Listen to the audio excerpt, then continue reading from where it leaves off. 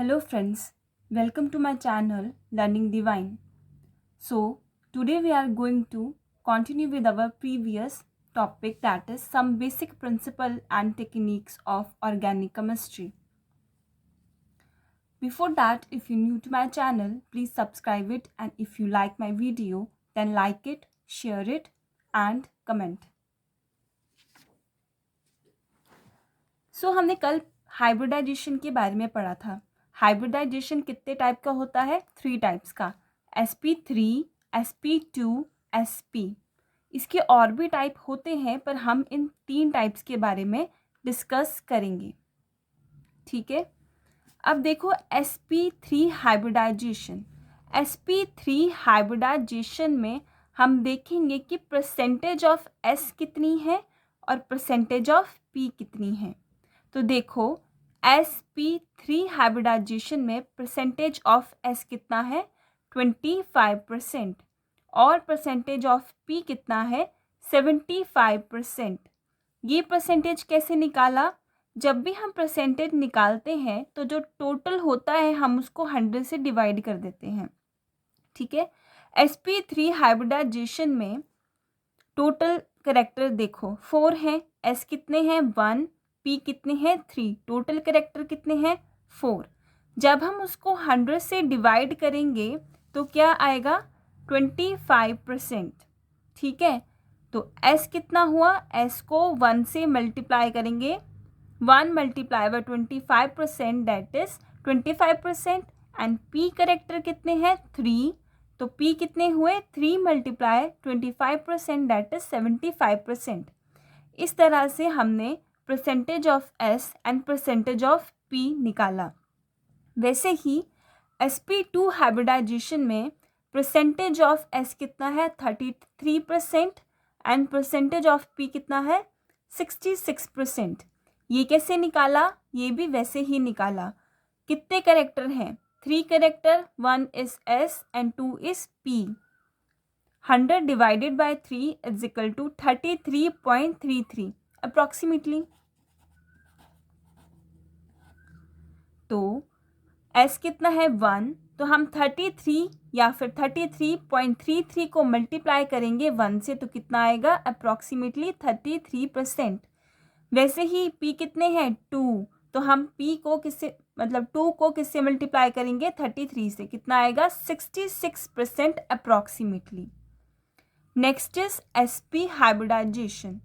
sp hybridization में s कितना है? 1. p कितना है? 1. तो परसेंटेज ऑफ s कितना होगा? 50% एंड परसेंटेज ऑफ p कितना होगा? 50%. वैसे ही 100/2 इज इक्वल टू 50%. s कितना है? 1. तो 1 multiply by 50 is equal to 50%. p is equal to 1 multiply by 50 is equal to 50%. तो आपको पता चला percentage of s and percentage of p कैसे निकालते हैं. अगर हमको ये परसेंटेज याद नहीं है तो हम इसको ऐसे करके भी निकाल सकते हैं. नेक्स्ट है, ये न्यूक्लियस का स्ट्रक्चर है. न्यूक्लियस क्या है? ये जो मिड में आपको दिख रहा है जिसमें पॉजिटिव चार्ज है. कितने ऑर्बिटल्स होते हैं? There are mainly 4 orbitals, that is s p d f. Okay. तो देखो यहाँ पे जो s ऑर्बिटल है वो न्यूक्लियस के सबसे ज़्यादा पास है. उसके बाद क्या है? p. उसके बाद क्या है? d. उसके बाद क्या है? f. हमको पता है इन ऑर्बिटल्स में क्या घूमते हैं? इलेक्ट्रॉन्स घूमते हैं. क्या घूमते हैं? इलेक्ट्रॉन्स घूमते हैं. न्यूक्लियस का चार्ज क्या है? पॉजिटिव. इलेक्ट्रॉन्स का चार्ज क्या है? नेगेटिव. तो ये जो पॉजिटिव चार्ज है ये नेगेटिव चार्ज को क्या करेगा? अपनी तरफ अट्रैक्ट करेगा. क्या करेगा? अपनी तरफ अट्रैक्ट करेगा. तो जो s ऑर्बिटल में इलेक्ट्रॉन्स हैं वो ज़्यादा अट्रैक्टेड होंगे as compare to p orbital, d orbital and f orbital. ठीक है. देखो अब sp में s के कैरेक्टर कितना है? 50%. सबसे ज़्यादा s कैरेक्टर किस में है? sp में, उसके बाद किस में है sp2 में, और उसके बाद किस में है sp3 में। ठीक है, इसका मतलब जो न्यूक्लियस है वो sp में जो s है उसको ज़्यादा अट्रैक्ट करेगा अपनी तरफ, ज़्यादा अट्रैक्ट करेगा as compare to sp2, as compare to sp3। ऐसा क्यों? क्योंकि sp में जो s का करेक्टर है वो सबसे ज़्यादा है, डेट इज़ 50%। अब देखो, अपनी तरफ ज़्यादा अट्रैक्ट करेगा तो क्या होगा, कोई भी चीज़ किसी भी चीज़ को अपनी तरफ ज़्यादा अट्रैक्ट करती है तो उतना ही उसके पास जाती है। ये जैसे कि न्यूक्लियस है तो ज़्यादा अट्रैक्ट करेगा तो ये यहाँ पे होगा, मतलब छोटा बना देगी उस चीज़ को, क्या बना देगी, छोटा बना देगी। ठीक है,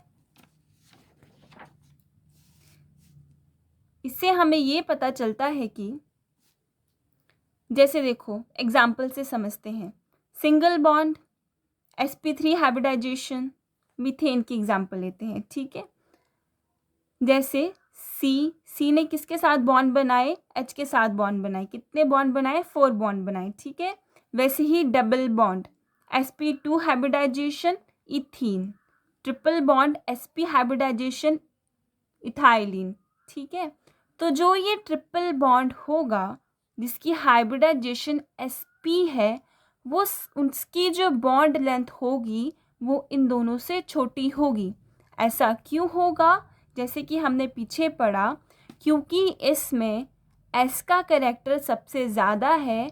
s का कैरेक्टर ज़्यादा होने की वजह से न्यूक्लियस s ऑर्बिटल को अपनी तरफ ज़्यादा खींचेगा। ठीक है, ज़्यादा फोर्स से या फिर ज़्यादा पुल से अपनी तरफ खींचेगा। ठीक है, ये आपके समझने के लिए। तो इसकी बॉन्ड लेंथ क्या होगी, सबसे कम होगी। ठीक है, सबसे कम बॉन्ड लेंथ होगी, इसका मतलब बॉन्ड तो स्ट्रांग होगा। मतलब देखो, दो चीज़ें इतनी दूर हैं, ठीक है, तो उन दोनों की बॉन्ड लेंथ जो है, जो इतनी दूर चीज़ों से कम ही, मतलब इन दोनों की बॉन्ड लेंथ ज़्यादा होगी, इनसे होगी ना, तो ये जो है इनका बॉन्ड क्या होगा, स्ट्रॉन्ग होगा, क्योंकि ये क्या है, एक दूसरे के बिल्कुल पास है एज कंपेयर टू इसके। वैसे ही बॉन्ड्स में जो ट्रिपल बॉन्ड है उसकी जो बॉन्ड लेंथ होगी वो सबसे कम होगी। बॉन्ड लेंथ कम होने के कारण इसका बॉन्ड क्या होगा, सबसे ज़्यादा स्ट्रॉन्ग होगा as compare to ethene, as compare to methane, जहाँ पे डबल बॉन्ड है, जहाँ पे सिंगल बॉन्ड है। ये कैसे आया, ये हमने पीछे पढ़ा। अब एक और कंसेप्ट है इलेक्ट्रोनेगेटिविटी। इलेक्ट्रोनेगेटिविटी बेसिकली क्या होती है, इलेक्ट्रोनेगेटिविटी वो होती है the tendency of an element to attract electrons towards itself and attain negative charge is known as electronegativity. किसी भी एलिमेंट की एक प्रॉपर्टी होती है कि जो इलेक्ट्रॉन्स को अपनी तरफ खींचे और वो एलिमेंट अपने ऊपर नेगेटिव चार्ज लगा ले। क्यों खींचेगा, क्योंकि उसको स्टेबल होना है। किससे लेगा वो इलेक्ट्रॉन, दूसरे एलिमेंट से लेगा। अब देखो इस केस में जहाँ पे sp हाइब्रिडाइजेशन है, जहाँ पे न्यूक्लियर चार्ज सबसे ज़्यादा है और s ऑर्बिटल का कैरेक्टर भी सबसे ज़्यादा है, तो इसके पास जो भी इलेक्ट्रॉन्स होंगे तो जो न्यूक्लियर चार्ज का पुल है वो सबसे ज़्यादा होगा।